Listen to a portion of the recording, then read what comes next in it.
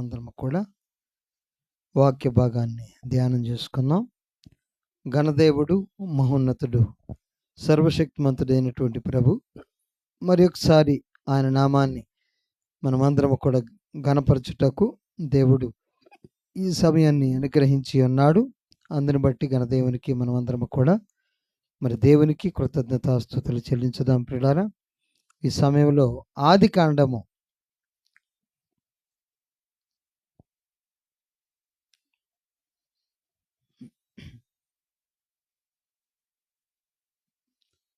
ఆది కాండము 28వ అధ్యాయము 10వ వచనం నుంచి మనం కొన్ని వచనాలు చదువుకుందాం. యాకోబు బెయేర్షెబా నుండి బయలుదేరి హారాను వైపు వెలుచు ఒక చోట చేరి ప్రొద్దు కృంకినందున అక్కడ ఆ రాత్రి నిలిచిపోయి ఆ చోటి రాళ్లలో ఒకటి తీసుకొని తనకు తలగడగా చేసుకొని అక్కడ పండుకొనెను. అప్పుడు అతడు ఒక కల కనెను. అందులో ఒక నిచ్చెన భూమి మీద నిలవబడి ఉండెను.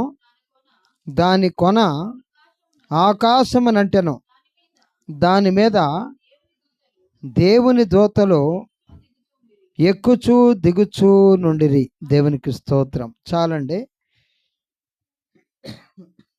ఇక్కడ మనం చూసినట్లయితే యాకోబు బెయేర్షెబా నుండి బయలుదేరి మరి హారానుకు పోయేటువంటి మార్గం పోతూ ఉన్నాడు. హారానుకు బయలుదేరాడు. హారానులో ఎవరున్నారంటే మరి తన తల్లి యొక్క సహోదరుడు, వారి కుటుంబం అక్కడ ఉంది. హారానుడు మరి తన అన్నకి మరి యాకోబుకి, ఏశావుకి యాకోబుకి వివాదం జరిగింది. వివాదం జరిగిన తర్వాత మరి నా జ్యేష్ఠత్వాన్ని నీవు మరి తీసుకున్నావని ఏశావు అనటం, వారిద్దరి మధ్యలో వివాదం జరగటం, నా ఆశీర్వాదాలన్నీ నువ్వే తీసుకున్నావని మరి ఆ వివాదం జరిగిన తర్వాత ఇద్దరు కొట్టుకునేటువంటి పరిస్థితి వచ్చినప్పుడు మరి తల్లిగారు అడ్డుపోయి మరి మీరిరువురు కూడా అన్నదమ్ములు కొట్టుకోవటానికి వీల్లేదు అని చెప్పి వారి మధ్యలోకి వచ్చి ఆమె అడ్డుకుంటుంది. ఆ తర్వాత యాకోబుని పగబట్టాడు ఏశావు. చంపటానికి ప్రయత్నం చేస్తూ ఉన్నాడు. మరి చంపటానికి ప్రయత్నం చేస్తూ ఉన్నటువంటి సమయంలో ప్రియులారా, మరి తల్లిదండ్రులు ఇద్దరు కూడా ఆలోచన చేశారు. ఎవరెవరు అంటే ఇస్సాకు, రెబకా. ఆలోచన చేసి మరి మీరిరువురు కూడా మరి కొట్టుకొని మరి ఒకరినొకరు చంపుకునేటువంటి పరిస్థితి ఉంది కాబట్టి మరి మీ మామగారి దగ్గరకు నువ్వు వెళ్ళు అని చెప్పి ఇస్సాకు, రెబకా ఇద్దరు కలిసి ఆ యొక్క యాకోబుని మరి పంపించటం జరిగిద్ది. అయితే యాకోబు బయలుదేరి హారానుకు పోయేటువంటి మార్గం గుండా వెళ్తూ ఉన్నాడు. వెళ్తూ ఉంటే ప్రియులారా, ప్రొద్దుగుంకిందట. మరి ఆ రాత్రి ఒక చోట నిలిచిపోయాడు. మరి అక్కడ నిలిచిపోయి పడుకునేటువంటి సమయంలో ఒక రాయిని తలగడగా చేసుకున్నాడట. దిండుగా చేసుకున్నాడు. దిండుగా చేసుకొని ఆ రాయిని తీసుకొని మరి తలగడగా చేసుకొని దిండుగా పెట్టుకొని పడుకున్నాడు. పడుకుంటే ఆ రాత్రి వేళ ఒక కల వచ్చింది ఆయనకి. ఏమనంటే మరి అతడు ఒక కల కనెను. మరి ఒక నిచ్చెన భూమి మీద నుంచి ఆకాశం వైపు ఒక నిచ్చెన ఉంది. ఆ యొక్క నిచ్చెన ఆకాశాన్ని అంటుకున్నదట. ఆ నిచ్చెన మీద దేవుని దూతలు ఎక్కుచూ దిగుచూ ఉన్నారు. అయితే ఈ దృశ్యం కలలో కనబడుతూ ఉన్నది. యాకోబు చూస్తూ ఉన్నాడు కలలో. ఓకే, ఆ నిచ్చెనకి పై కొన మీద యెహోవా నిలబడి ఉన్నాడు. నిలబడి ఉండి ఆయనతోటి మాట్లాడుతున్నాడు. ఏమనండి చూడండి, అక్కడ మనం చూసినట్లయితే చూడండి 13వ వచనం నుంచి 28వ అధ్యాయము. మరియు యెహోవా దానికి పైగా నిలిచి, నేను నీ తండ్రి అయిన అబ్రహాము దేవుడను, ఇస్సాకు దేవుడైన యెహోవాను, నీవు పండుకొని ఉన్న ఈ భూమిని నీకును నీ సంతానమునకు ఇచ్చేదను. నీ సంతానము భూమి మీద లెక్కకు ఇసుక రేణువుల వలె వగును. నీవు పడమటి తట్టును, తూర్పు తట్టును, ఉత్తరపు తట్టును, దక్షిణపు తట్టును వ్యాపించదవు. భూమి యొక్క వంశములన్నీ నీ మూలముగాను నీ సంతాన మూలముగాను ఆశీర్వదించబడును. ఇదిగో నేను నీకు తోడయుండి నీవు వెళ్ళు ప్రతి స్థలమందు నిన్ను కాపాడుచు ఈ దేశమునకు నిన్ను మరలా రప్పించదను. నేను నీతో చెప్పున్నది నెరవేరు వరకు నిన్ను విడవనని చెప్పగా దేవునికి స్తోత్రము కలుగును. నిన్ను విడిచిపెట్టను. యాకోబు ప్రార్థన చేశాడా? యాకోబు దేవుని దగ్గర ప్రార్థన చేసినట్లు కానీ ఏమన్నా కనబడుతుందండి ఇక్కడ? ఏమీ లేదు. దేవుడే ఆయనతో మాట్లాడుతున్నాడు. నేను నీ తండ్రి అయినటువంటి అబ్రహాము దేవుడను, ఇస్సాకు దేవుడైన యెహోవాను, నీవు పండుకొని ఉన్నటువంటి భూమిని నీకును నీ సంతానమునకును సదాకాలం ఇస్తాను. నీవు తూర్పు తట్టు, పడమర తట్టు, ఉత్తరపు తట్టు, దక్షిణ తట్టు వ్యాపిస్తావు. మరి భూమి యొక్క వంశములన్నీ నీ మూలముగాను నీ సంతాన మూలముగాను నేను ఆశీర్వదిస్తాను. ఎంత గొప్ప మాట అండి! నిన్ను ఆశీర్వదిస్తాను, నిన్ను దీవిస్తాను, నిన్ను గొప్ప చేస్తాను. మరి యాకోబు ఏమన్నా ప్రార్థన చేశాడా అంటే ఏమీ ప్రార్థన ఏం చేయలేదండి. ఇక్కడ చేసినట్టు కూడా ఏమీ లేదు. కానీ దేవుడు దీవిస్తూ ఉన్నాడు, దేవుడు ఆశీర్వదిస్తూ ఉన్నాడు, దేవుడు అతనితోటి వాగ్దానం చేస్తున్నాడు. ఇదంతా మరి నేను నిన్ను దీవిస్తాను, నీ స్థలాన్ని నీకు ఇస్తాను, నువ్వు వెళ్ళు చోట నేనుంటాను, నీకు తోడుగా ఉంటాను.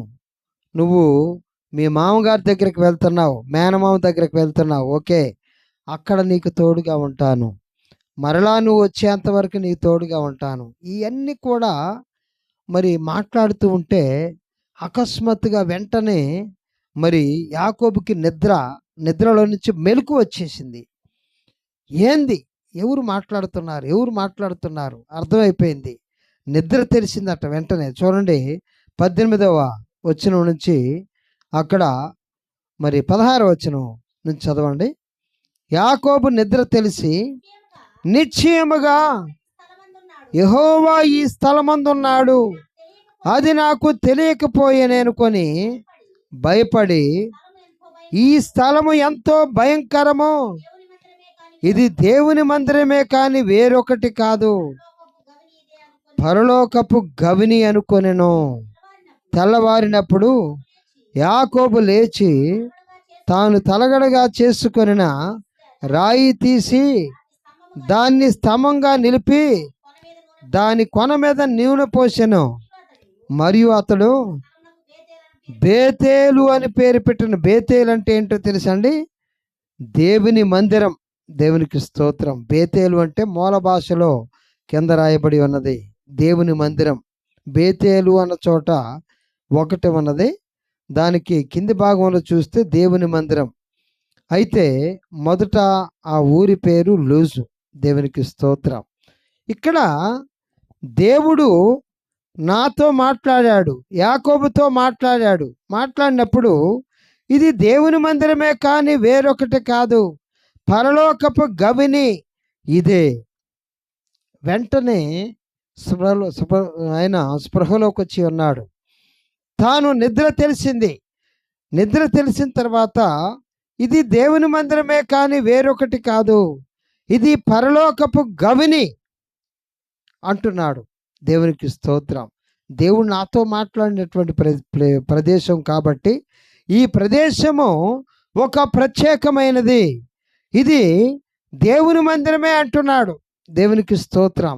ఇదే ప్లేస్లో దేవుడు మరి మందిరమును కట్టించి ఉన్నాడు. దేవునికి స్తోత్రం. యాకోబుతో మాట్లాడినటువంటి ఈ ప్లేసులోనే బేతేలని దేవుడు మరి యాకోబు ఆ ప్రదేశానికి బేతేలని పేరు పెట్టి అన్నాడు.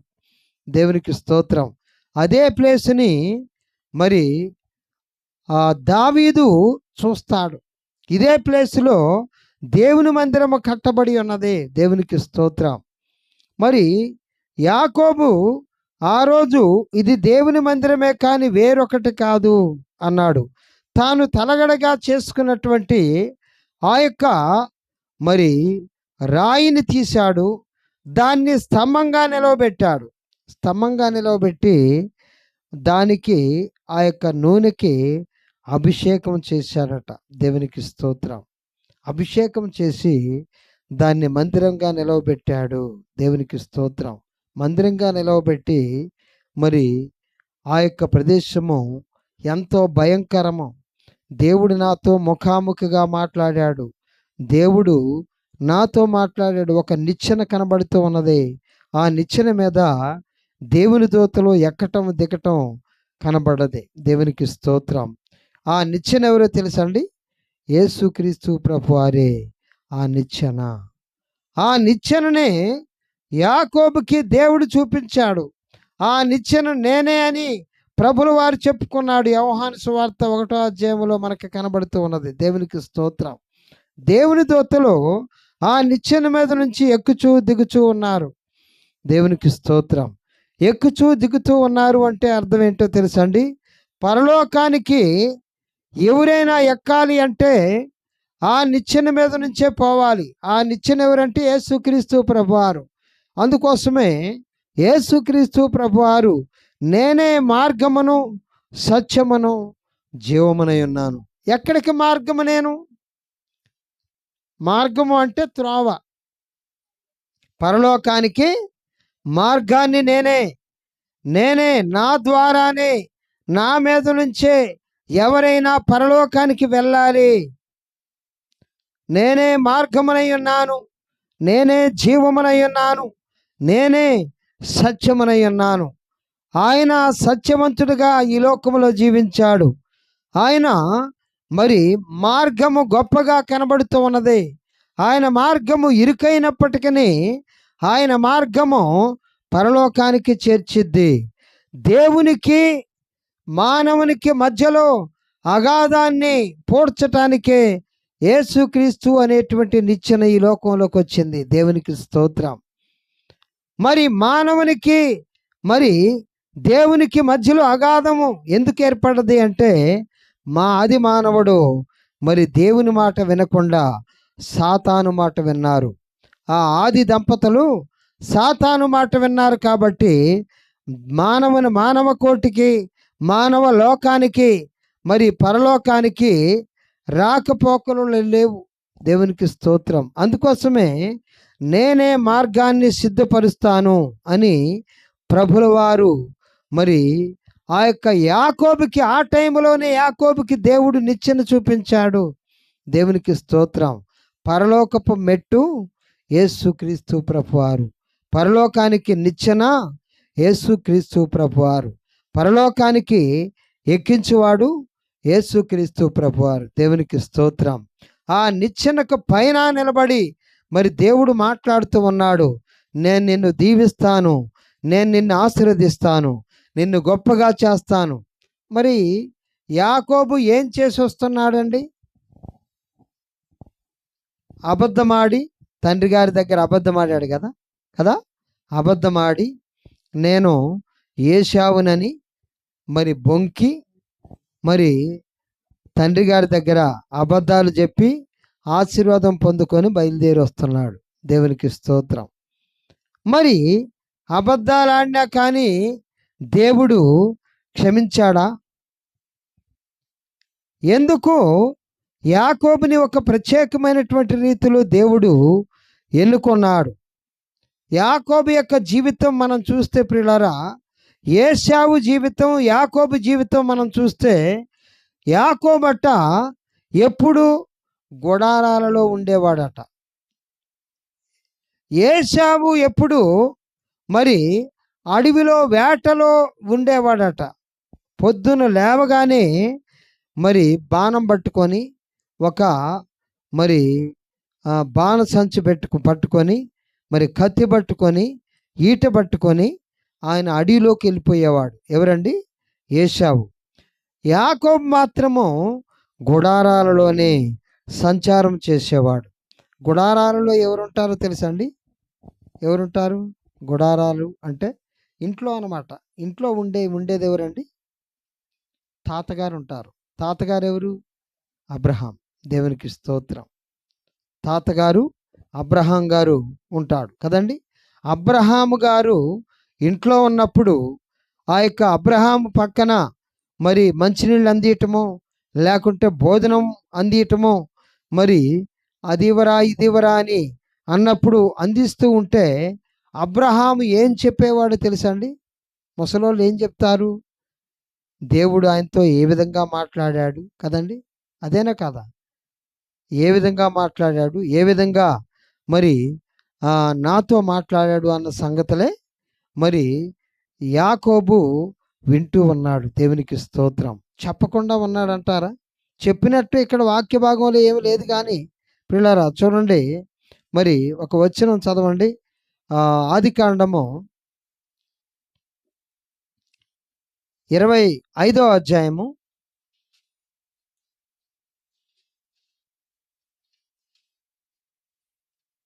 27వ వచనం.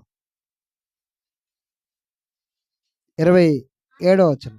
ఆ చిన్నవారు ఎదిగినప్పుడు ఏశావు వేటయందు నేర్పరి అయి అరణ్యవాసిగా ఉండెను.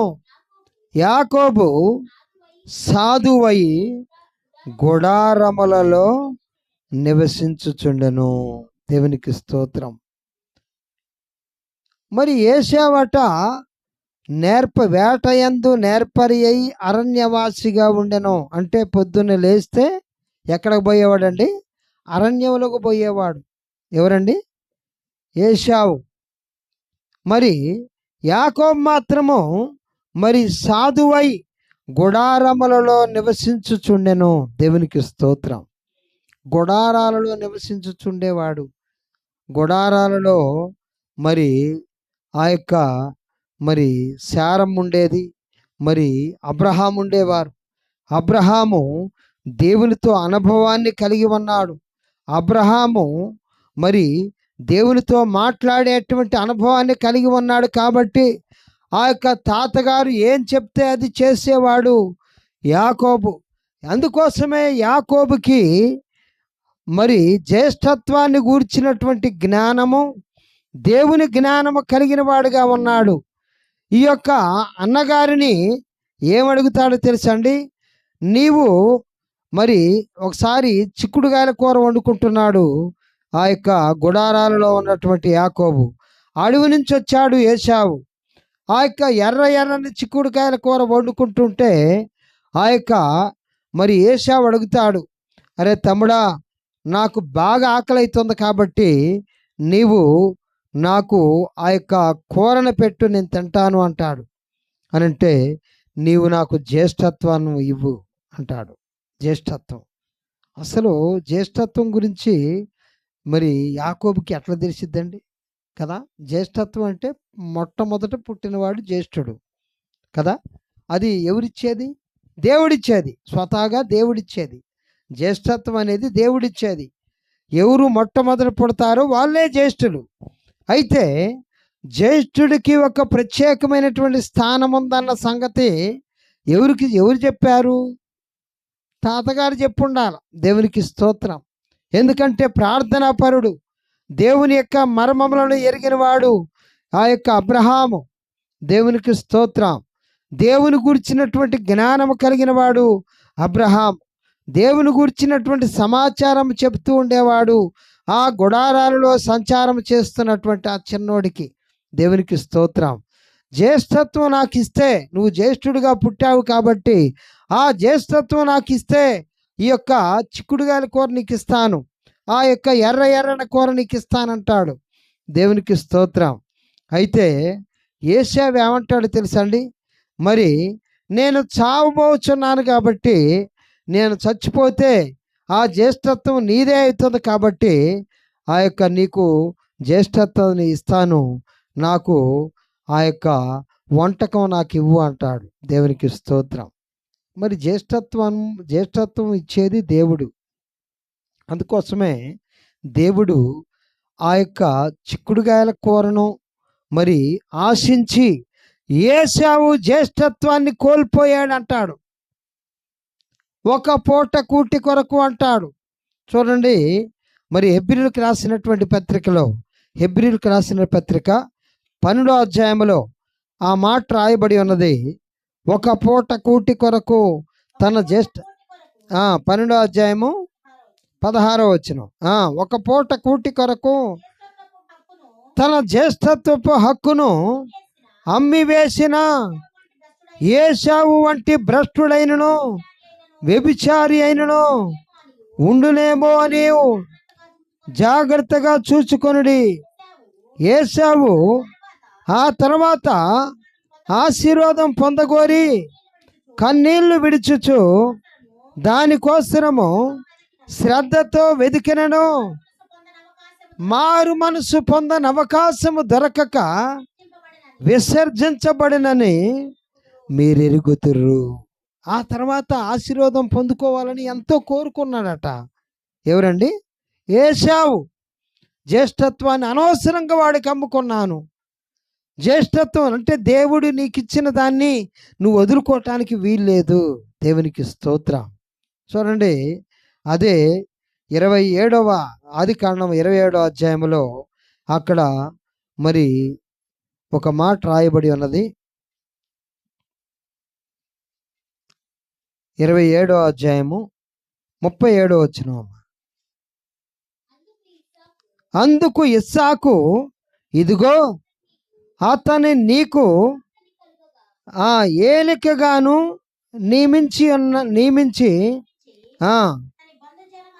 అతని బంధుజనులందరినీ అతనికి దాసులుగా ఇచ్చి తిని ధాన్యమును ద్రాక్షారసమును ఇచ్చి అతన్ని పోషించి తిని గనుక నా కుమారుడా నీకేమి చేయగలనని ఏశావుతో ప్రత్యుత్తరమిగా. ఇప్పుడు ధనము మరి ధాన్యము ద్రాక్షారసము అదంతా కూడా యాకోబు వశమైంది.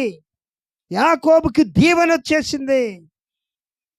నీకేమి ఇవ్వగలను, నీ దగ్గర నీకు ఇవ్వటానికి ఏమీ లేదు అంటున్నాడు ఏశావు. ఇస్సాకు. చదువమ్మా. నీకేమి చేయగలనని ఏశావుతో ప్రత్యుత్తరమిగా 38వ వచనం. ఏశావు, నా తండ్రి నీ యొద్ద ఒక్క దీవెనయే ఉన్నదా? నా తండ్రి నన్ను కూడా దీవించమని తన తండ్రితో చెప్పి ఏశావు ఎలుగెత్తి ఆడవగా అతని తండ్రి అయిన ఇస్సాకు, నీ నివాసము భూసారము లేకయు పైనుండి పడు ఆకాశపు మంచు లేకయు ఉండును. నీవు నా కత్తి చేత బ్రతుకుదువు, నీ సహోదరునికి దాసుడు వగుదువు. నీవు తిరుగులాడుచుండగా నీ మెడ మీద నుండి అట్లా కాడు విడిచివేయుదువు. దేవునికి స్తోత్రం. ఏడ్చాడట. ఏడ్చినా కానీ ప్రతిఫలం లేకుండా అయిపోయింది. ఎందుకంటే దేవుని మాటలో గుడారములో విన్నవాడు కాదు. దేవుని గురించినటువంటి జ్ఞానమో అతనికి లేదు. పొద్దున్న లేవగానే అరణ్యవాసిగా ఉన్నాడు. వాక్యమే చెప్తుంది అరణ్యవాసిగా ఉన్నాడు అని. గుడారాలలో ఉన్నటువంటి సాధువుగా ఉన్నటువంటి యాకోబు అన్నిటినీ పునికి పుచ్చుకున్నాడు, అన్నిటినీ వెతుక్కున్నాడు. దేవుని జ్ఞానమంతో ఎరిగినవాడుగా ఉన్నాడు, దేవుని గురించినటువంటి జ్ఞానమంతా ఎరిగినవాడుగా ఉన్నాడు ఆ యొక్క యాకోబు. దేవునికి స్తోత్రం.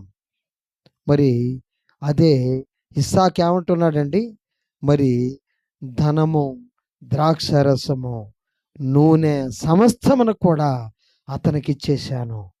అతను దీవించబడ్డాడు, అతడే దీవించబడ్డవాడు, అతడే ఆశీర్వదించబడ్డవాడు. దేవునికి స్తోత్రం. హల్లెలూయా. మరి చూశారండి, దేవుని దగ్గర మరి పొందుకున్నవాడిగా యాకోబుని చూస్తున్నాం, కోల్పోయిన వాడిగా ఏశావుని చూస్తున్నాం. ఇద్దరు కుమారులే. జ్యేష్ఠుడిగా పుట్టాడు ఏశావు, కానీ కోల్పోయాడు. ఆ జ్యేష్ఠత్వం ఏంటో అతనికి అర్థం కాలేదు, వినలేదు కనుక అర్థం కాలేదు. వినుట వలన విశ్వాసము కలుగును, వినుట క్రీస్తుని గూర్చిన మాట వలన కలుగును అంటున్నాడు వాక్య భాగంలో. రోమా 17 మరి 10-17లో మాట్లాడుతున్నటువంటి మాట. వినుట వలన విశ్వాసము కలుగును, వినుట క్రీస్తును గూర్చినటువంటి మాట వలన కలుగును అంటున్నాడు. క్రీస్తును గూర్చినటువంటి మాట విన్నప్పుడు, దేవుని గురించినటువంటి మాట విన్నప్పుడు ఆ యొక్క జ్ఞానము నీలోకి వస్తుంది. దేవునికి స్తోత్రం. ఆ యొక్క చిన్నవాడైనటువంటి యాకోబులో మరి ఎంత జ్ఞానం వచ్చిందండి. నేను జ్యేష్ఠుడిగా ఎందుకు పుట్టలేదు కదండి, నేను జ్యేష్ఠుడిగా పుట్టలేదు అన్నటువంటి బాధ అతనిలో మరి అనువనువునా ఉందన్నమాట. ఎదురు చూశాడు, ఎదురు చూస్తూ ఉన్నాడు, ఎప్పుడు ఆ జ్యేష్ఠత్వాన్ని నేను మరి తీసుకోవాలి అని. ఆ జ్యేష్ఠత్వం ఎరగనటువంటి ఆ ఏశావు అమ్మేసుకున్నాడు. అందుకోసమే అంటున్నాడు, ఒక్క పూట కూటి కొరకు తన జ్యేష్ఠత్వపు హక్కు అమ్మి వేసిన ఏశావు వంటి భ్రష్టుడైనను వ్యభిచారం చేసిండండి. చూడండి, భ్రష్టుడట, వ్యభిచారి అయినను ఉండినేమో చూచుకొనుడి. మనకి ఒక జాగ్రత్తను చూపిస్తున్నాడు. నీకు ఇచ్చినటువంటి జ్యేష్ఠత్వాన్ని నువ్వు కోల్పోవద్దు. దేవునికి స్తోత్రం. జ్యేష్ఠత్వాన్ని దేవుడు నీకు ఇచ్చాడు, దాన్ని నువ్వు కోల్పోవద్దు. జ్యేష్ఠులుగా ఉండటానికి నిన్ను పుట్టించాడు, జ్యేష్ఠురాలుగా ఉండటానికి నిన్ను పుట్టించాడు. దాన్ని కోల్పోయేటట్లయితే కింద ఉన్నటువంటి చిన్నవాళ్ళు లాక్కుంటారు దాన్ని. దేవునికి స్తోత్రం. అంతే కదండి, కింద ఉన్నోడు లాక్కుంటాడు, చిన్నవాడు లాక్కుంటాడు. దేవునికి స్తోత్రం. అందుకోసమే మరి యాకోబు దీవెన పొందుకొని అబద్ధం చెప్పినా కానీ దేవుడు ఆయన్ని గొప్పగా దీవిస్తున్నాడు. హల్లెలూయా. నువ్వు తూర్పు తట్టు ఆశీర్వదించబడతావు, ఉత్తరపు తట్టు, దక్షిణపు తట్టు, పడమర తట్టు నువ్వు ఆశీర్వదించబడతావు. ఈ దిక్కులన్నీ నీవే. ఈ భూమి, నువ్వు పడుకున్నటువంటి భూమి నీదే, నీ సంతానానికి ఇస్తాను. ఏశావు సంతానము వేరే దగ్గర ఉంటుంది, ఇక్కడ ఉండదు. ఈ భూమి